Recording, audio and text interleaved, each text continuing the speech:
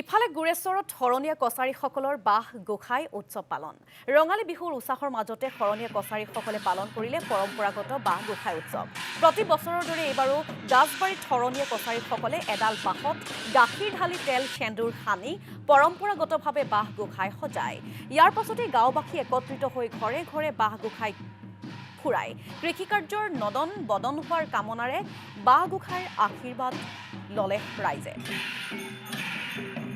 আৰু এই সন্দৰ্ভত সবিশেষ জনাব আমাক ৰাজীৱ শইকীয়াই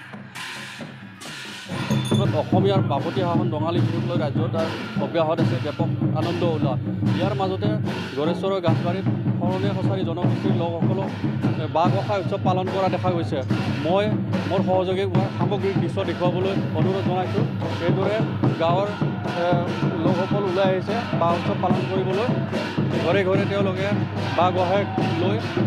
আহিছে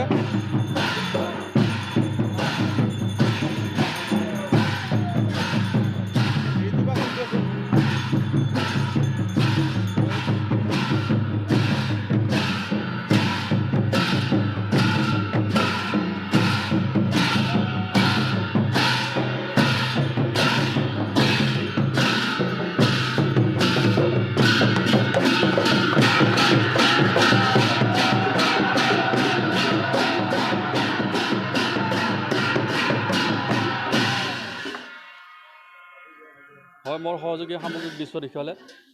শৰণীয়া কছাৰীসকলে বাহক বুঢ়া ডাঙৰীয়া বা শিৱ জ্ঞান কৰে বাহ পূজা কৰিলে বুঢ়া ডাঙৰীয়া বা শিৱ সন্তুষ্ট হয় বুলি শৰণীয়া কছাৰীসকলে বিশ্বাস কৰে শিৱ গোসাঁই সন্তুষ্ট হ'লে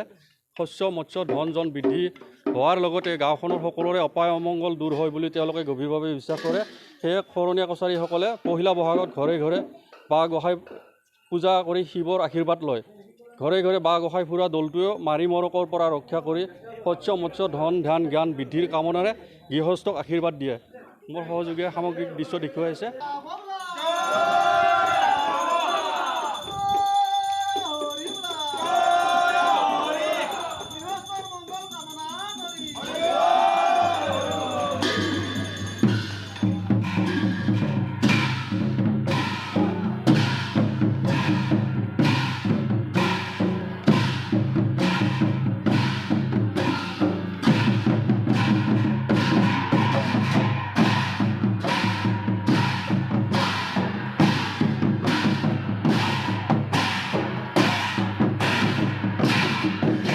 সন্দৰ্ভত মই শৰণীয়া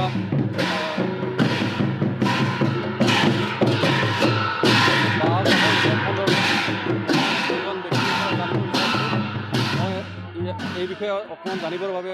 স্থানীয় ব্যক্তি এজনক কাষ চাপিছোঁ হয় স্বাগতম জনাইছোঁ কওকচোন এই বিষয়ে অসমবাসী ৰাইজৰে আমাৰ শৰণীয়া জনগোষ্ঠীৰ ফালৰ পৰা নৱবৰ্ষৰ আন্তৰিক শুভেচ্ছা জ্ঞাপন কৰিছোঁ আজি আমাৰ শৰণীয়া জনগোষ্ঠীৰ পৰম্পৰাগতভাৱে আমি বাহ গোসাঁই উৎসৱ উদযাপন কৰা হৈছে বাহ গোসাঁই হৈছে বুঢ়া ডাঙৰীয়া থান আৰু বাহক আমি শিৱ হিচাপে আৰাধনা কৰোঁ আৰু আজি এই শিৱ পূজাৰ উদ্দেশ্যে বা বাহ গোসাঁইৰ উদ্দেশ্যে আমি আমাৰ সমাজে শৰণীয়া গোষ্ঠীৰ সমাজে প্ৰত্যেক ঘৰে ঘৰে গৈ আমি আশীৰ্বাদ দি আৰু সমাজৰ পৰা যাতে অপায় অমংগল দূৰ হয় আৰু অপায় অমংগল দূৰ কৰি যাতে আমাৰ সমাজৰ তথা আমাৰ গৃহস্থ যাতে সুখ শান্তি সমৃদ্ধি কৰি তাৰ কামনা কৰি আজি বাহ গোসাঁই আমি উৎসৱটো উদযাপন কৰি আহিছোঁ শৰণীয়া কছাৰীসকলৰ বাহ গোসাঁই উৎসৱৰ দৃশ্য দেখুৱালে গড়েশ্বৰৰ পৰা ৰাজীৱ বৰুৱা আপোনাক ধন্যবাদ জ্ঞাপন কৰিছোঁ